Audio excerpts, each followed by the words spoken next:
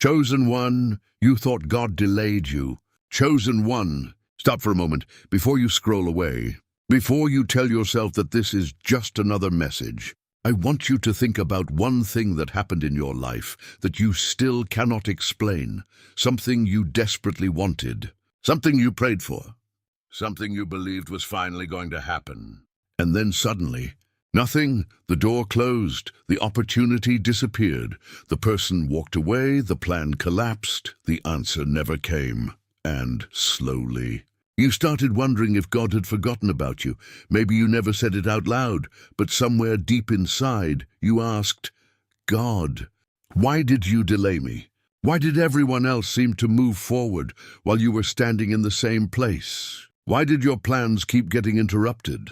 Why did something that felt so close suddenly become impossible?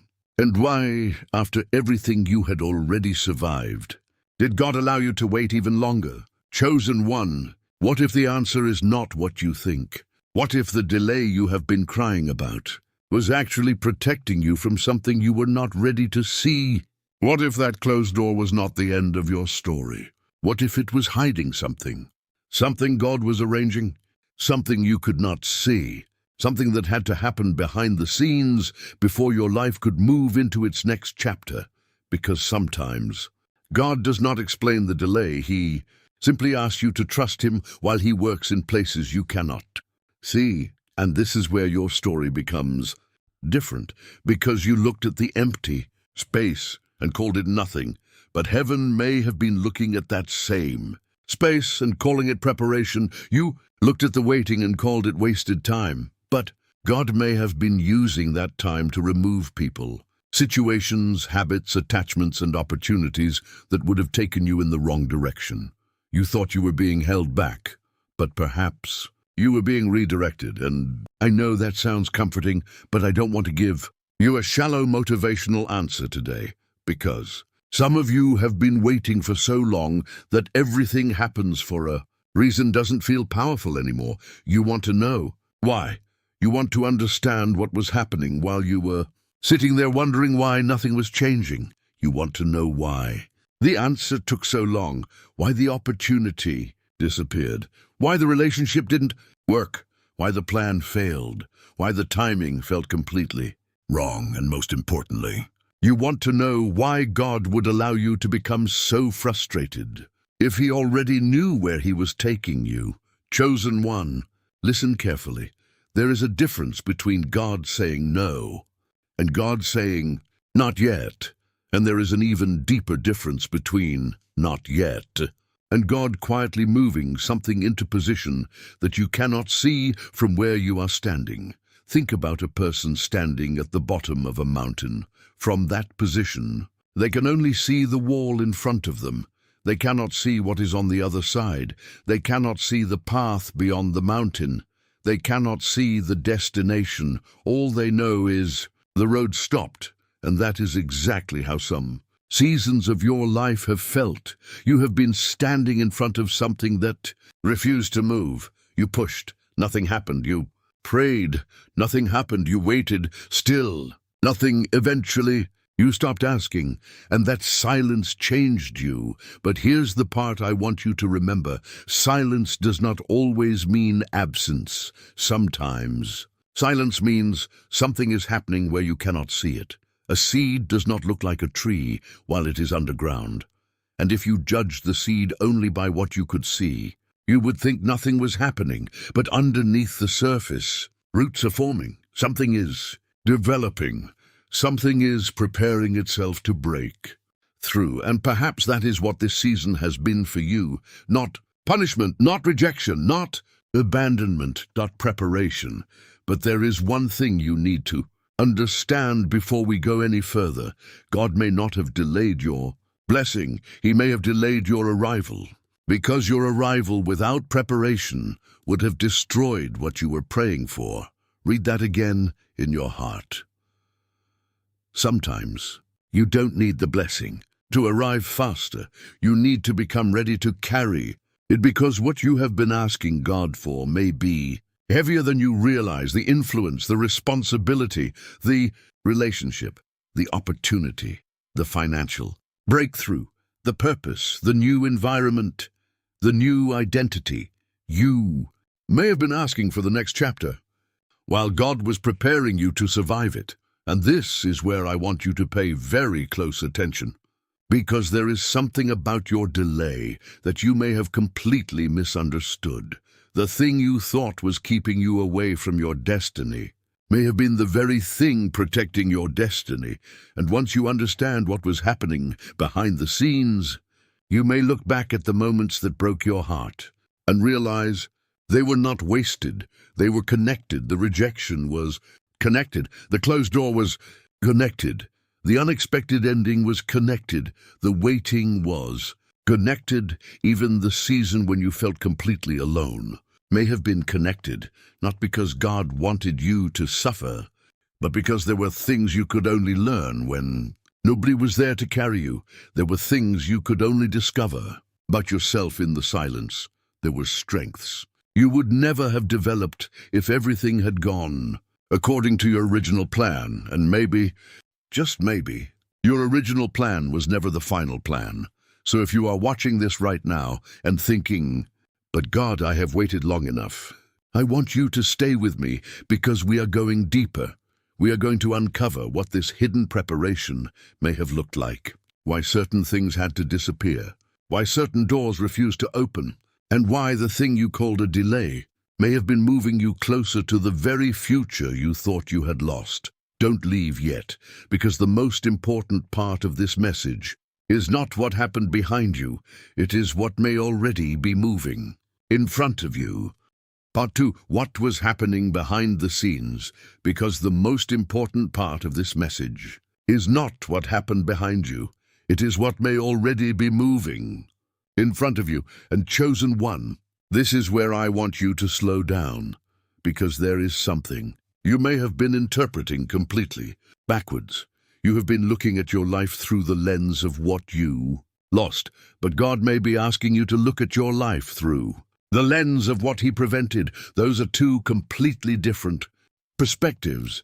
You see the relationship that ended. God sees the years you may have been trapped in something that was never meant to follow you into your future. You see the opportunity that disappeared. God sees the environment you may have been protected from. You see the money that never came. God sees the responsibility you may not yet have been prepared to carry. You see the door that closed. God sees the door you never noticed opening somewhere else. And this is why your season has felt so confusing, because you were expecting God to change your circumstances, while God was changing your direction. There is a difference, a very important difference. Sometimes God does not remove the obstacle. He moves you away from the road where the obstacle was standing, and because you were emotionally attached to the original destination, you mistake the change in direction for failure. You say, "God, why didn't you let me have that?" But perhaps the better question was, "God, why didn't you let me stay there?" That question changes everything, because now the rejection looks different, the delay looks different, the disappointment looks different, even the people who walked away start to look different. Chosen one, there are people who left your life that you spent months trying to understand.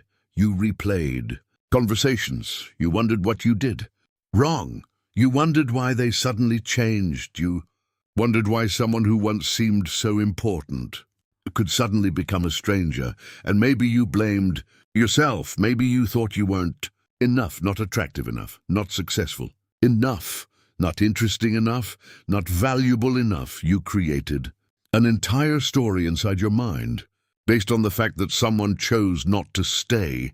But what if their departure had nothing to do with your worth? What if their role in your life had simply reached its limit? Because not everyone who enters your life is assigned to your future.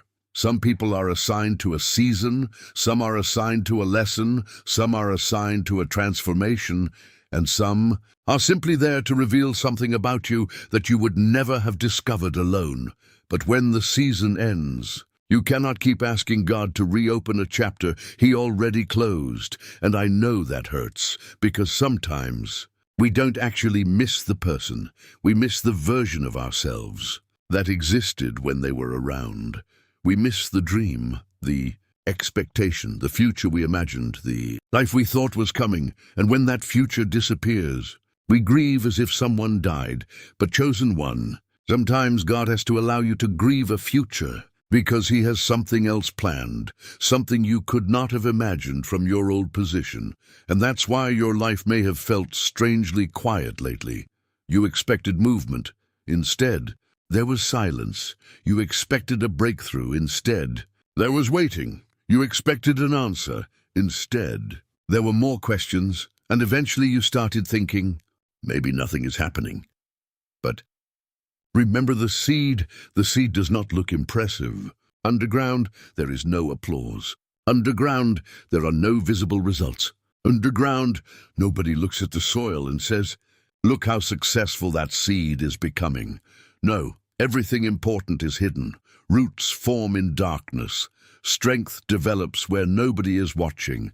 And sometimes God takes you into a hidden season because the next version of you cannot be built in public. Think about that. Maybe you have been asking God, why am I hidden? When the real question is, what is God building while I'm hidden? Maybe this season was never supposed to make you visible. Maybe it was supposed to make you stronger, more disciplined, more discerning, more patient, more aware, more difficult to manipulate, more comfortable with silence, more dependent on God instead of people's approval, because there is something you need to understand about your next chapter. You cannot take every version of yourself into it. Some habits have to die, some attachments have to die, some expectations have to die, some relationships have to, and some old identities have to disappear. And sometimes God allows circumstances to remove them because you would never willingly let them go. You would keep holding on. You would keep saying, maybe it will change. Maybe they'll come back. Maybe this opportunity will work. Eventually. Maybe I should try one more time. And God knows something you don't. So the door closes. Not because he hates you. Not because you are cursed. Not because you are forgotten. But because he knows that if that door stayed open, you would keep standing there. You would never turn around. You would never notice the road behind you. You would never see the path he was trying to place in front of you. And this is where divine timing becomes so difficult, because God's timing often feels late when you are standing inside the waiting. But it looks completely different when you finally stand inside the outcome. Imagine looking back 5 years from now. Imagine seeing the exact situation that is frustrating you today from the perspective of the future God has prepared. Imagine discovering that the opportunity you desperately wanted would have taken you away from the environment where your real breakthrough was waiting. Imagine discovering that the person you begged God to keep would have prevented you from becoming the person you were supposed to become. Imagine discovering that the delay you hated was actually the protection you needed. Would you still call it a delay? Or would you call it mercy? That is the question, and I want you to sit with it, because sometimes what feels like God's silence is actually God's protection. What feels like God's rejection is actually God's redirection, and what feels like God's delay may actually be God's preparation.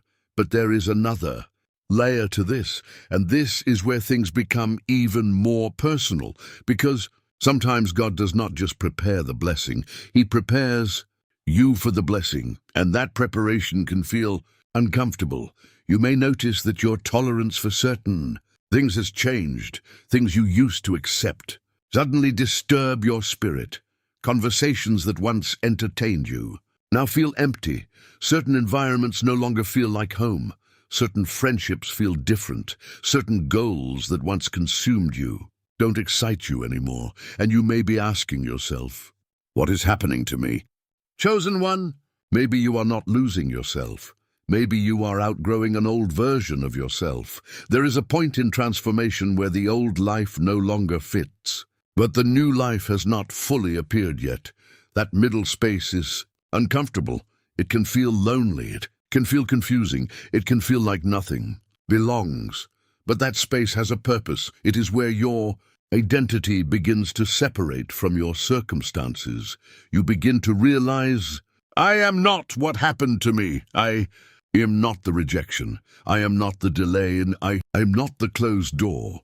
I am not the opinion someone had about me. I am not the chapter that ended. And when that realization happens, something inside you becomes quiet, not because all your problems disappeared, but because they stop defining you.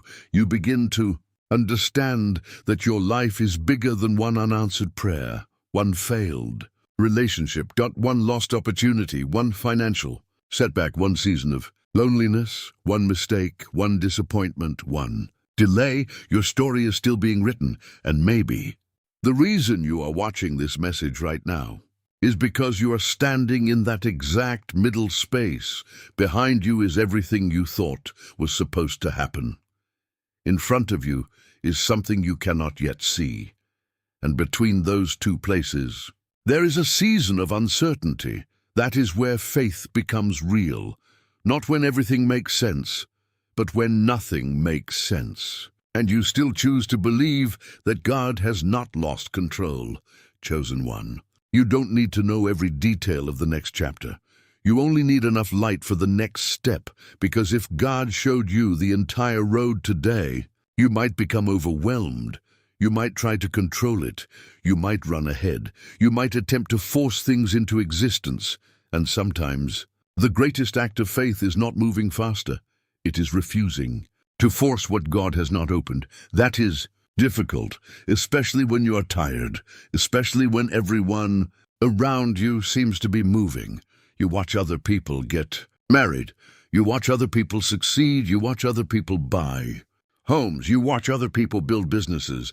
You watch other people receive opportunities, and you wonder, when is it finally going to be my turn?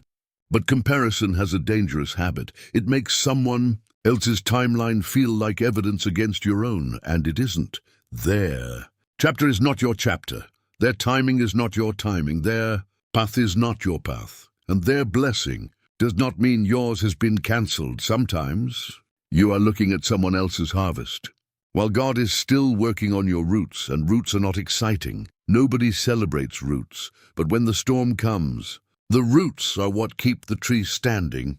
Maybe that is what God has been doing with you, building roots, building character, building wisdom, building discernment, building patience, building strength, building a faith that does not collapse every time something goes wrong, because your next chapter may require a version of you that your previous chapter never had to become, and that's why you cannot rush this process. You cannot force preparation.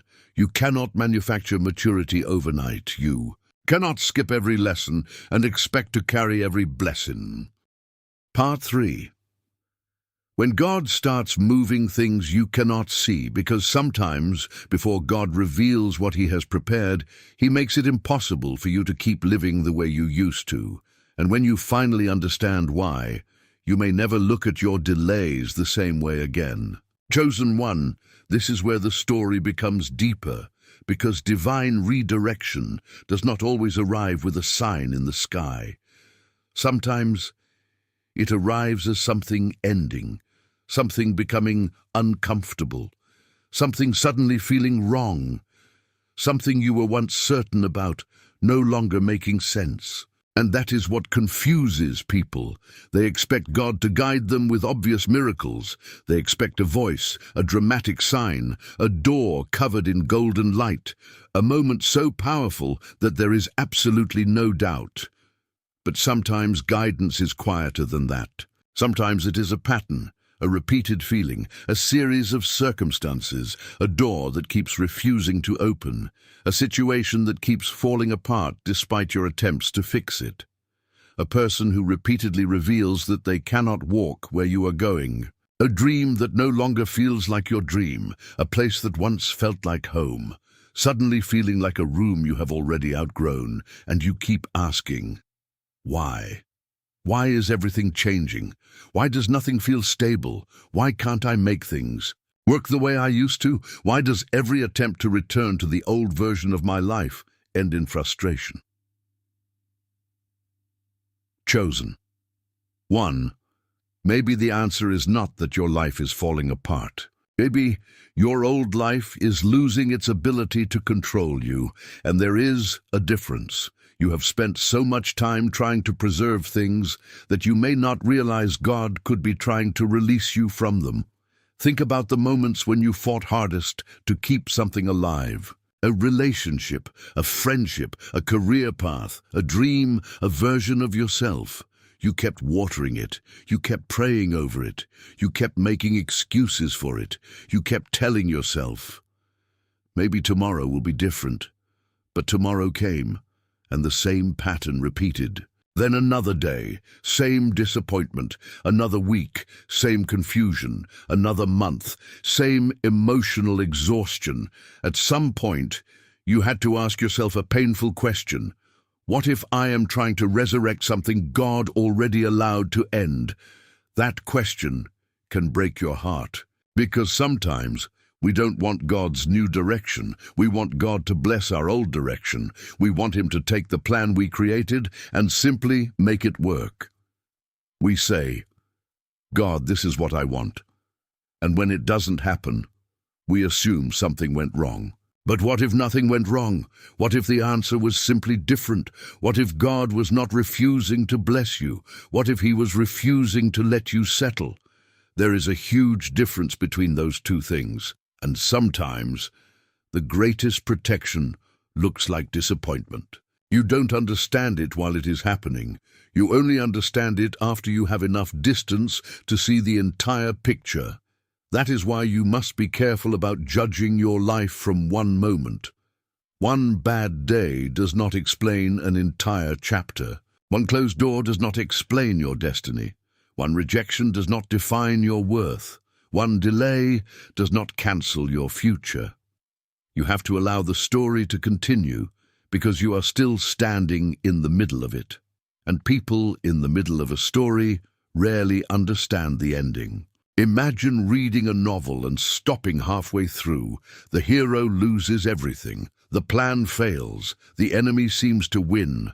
The door closes. The future looks impossible.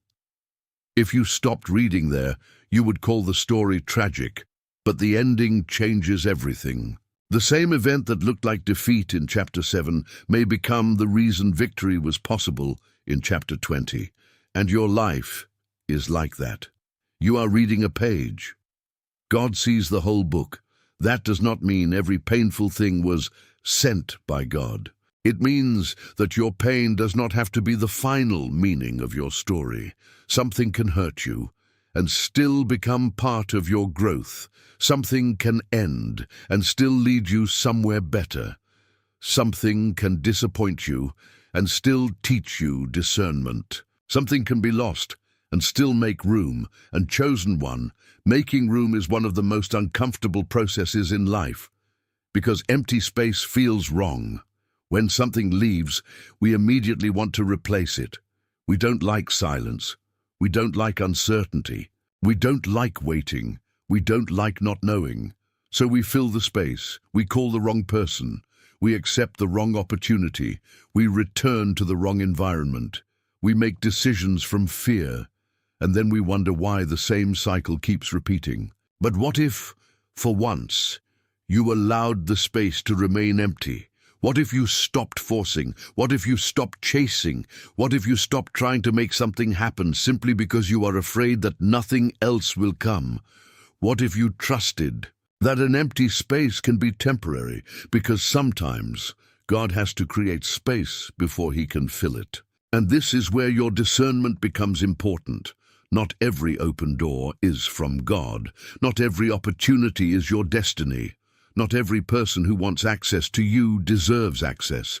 Not every fast result is a blessing, and not every delay is a curse. You have to learn to distinguish between what looks good and what is actually good for you.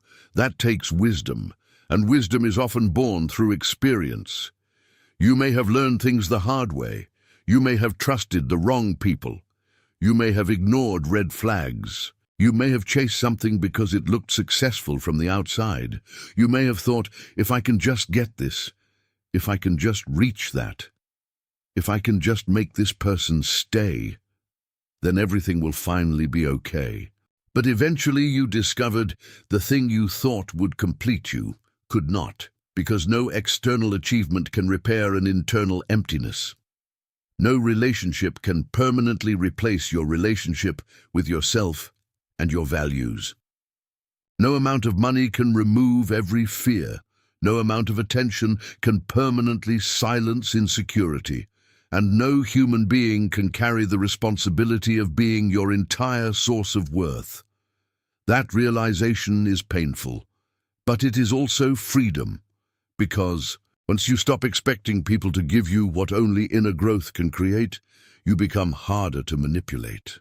You become harder to control. You stop begging for crumbs. You stop explaining your worth.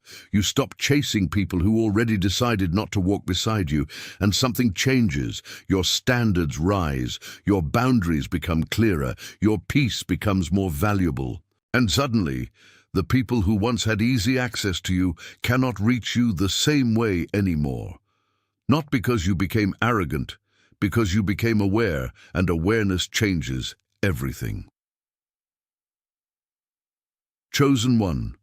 Maybe that is one of the hidden things God has been developing in you. Discernment. You used to ask, does this person like me? Now you ask, is this person good for me? You used to ask, how can I make them stay?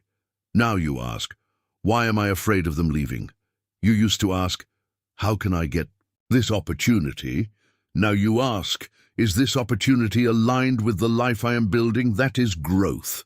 Quiet growth, invisible growth, the kind of growth that does not receive applause, but it changes your entire future. And there is another sign of transformation. You start becoming comfortable with saying no, not because you don't care, but because you finally understand the cost of saying yes to everything. Every yes has a cost. Every commitment takes energy. Every relationship requires space. Every opportunity requires time. And if you say yes to everything, you may have no room left for what actually matters. So perhaps God has been teaching you not just how to receive, but how to refuse. Not every invitation deserves your presence. Not every argument deserves your energy. Not every accusation deserves your response. Not every person deserves an explanation. Not every door deserves to be reopened. And this brings us back to the hidden work. Because while you were focused on what you were losing, something else was happening. Your capacity was changing. Your mind was changing. Your standards were changing. Your priorities were changing. Your relationship with silence was changing.